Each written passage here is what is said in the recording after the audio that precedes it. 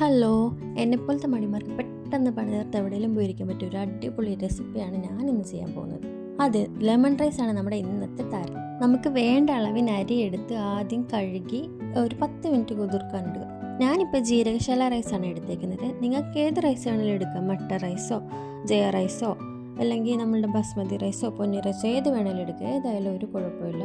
എന്നിട്ട് ഒരു പാത്രത്തിൽ അരി വേവിക്കാൻ ആവശ്യത്തിന് വെള്ളം എടുത്ത് അത് തിളപ്പിച്ചിട്ട് ആവശ്യത്തിന് ഉപ്പും പിന്നെ അരിയും കൂടി ഇട്ട് തിളപ്പിച്ച് ഒരു 90% കുക്ക് ചെയ്തെടുക്കണം. എന്നിട്ട് ആ ചോറ് നമ്മൾ വേറൊരു പാത്രത്തിലേക്ക് ഊറ്റിയെടുക്കണം.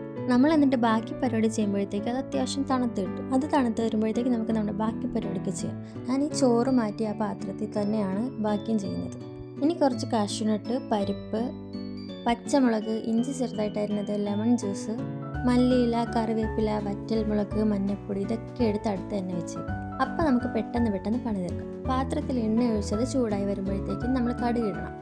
എന്നിട്ട് ആ കാഷ്യൂനട്ട്, പരിപ്പ്, ഇഞ്ചി, പച്ചമുളക്, വറ്റൽമുളക് ഇതെല്ലാം കൂടെ ഒന്ന് മൂപ്പിച്ചെടുത്തിട്ട് എന്നിട്ട് ആവശ്യത്തിന് മഞ്ഞൾപ്പൊടിയും കൂടി ഇട്ട് മിക്സ് ആക്കിയിട്ട് കുറച്ച് കായപ്പൊടിയും കൂടി ഇട്ട് സ്റ്റൗ ഓഫാക്കിയിട്ട് ലെമൺ ജ്യൂസ് ഒഴിക്കണം.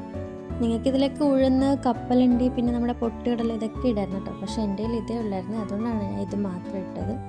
പിന്നെ മഞ്ഞപ്പൊടിയും ആവശ്യത്തിന്, കൂടി പോകണ്ട. ഞാൻ ഇട്ടപ്പോൾ ഇച്ചിരി കൂടിപ്പോയി, പക്ഷെ കുഴപ്പമില്ല. കുറച്ച് കളർ കൂടിയിരിക്കുന്നേ ഉള്ളൂ, വേറെ കുഴപ്പമൊന്നുമില്ല. ലെമൺ ജ്യൂസിൻ്റെ പുളി ഉള്ളത് കൊണ്ട് തന്നെ കുറച്ചുകൂടി ഉപ്പ് നമ്മൾ ഇതിലോട്ട് ഇടണം. എന്നിട്ട് അതിലേക്ക് മല്ലിയിലയും കറിവേപ്പിലയും കൂടി ഇടുക. മല്ലിയില നിങ്ങൾ എന്തായാലും ഒഴിവാക്കരുത് കേട്ടോ. മല്ലിയില ചോറിന് പ്രത്യേക ഒരു ഫ്ലേവറും മണവും ഒക്കെ തരുന്നുണ്ട്, അതെന്തായാലും ഇടണം. എന്നിട്ട് നമ്മൾ വേവിച്ച് മാറ്റി വെച്ചിരിക്കുന്ന ചോറ് കുറച്ചായിട്ടിട്ട് മിക്സാക്കി എടുക്കണം. അപ്പോൾ ഓക്കെ, സംഭവം റെഡിയായി. നിങ്ങൾ എന്തായാലും ട്രൈ ചെയ്ത് നോക്കിയിട്ട് പറയണം. പിന്നെ കുറച്ച് നമ്മൾ നെയ്യും കൂടെ അതിൻ്റെ പുറത്തോട്ട് ഇട്ടാൽ അടിപൊളിയായിരിക്കും. അപ്പോൾ നമുക്ക് വീണ്ടും അടുത്തൊരു വീഡിയോ ആയിട്ട് കാണാം. Bye bye.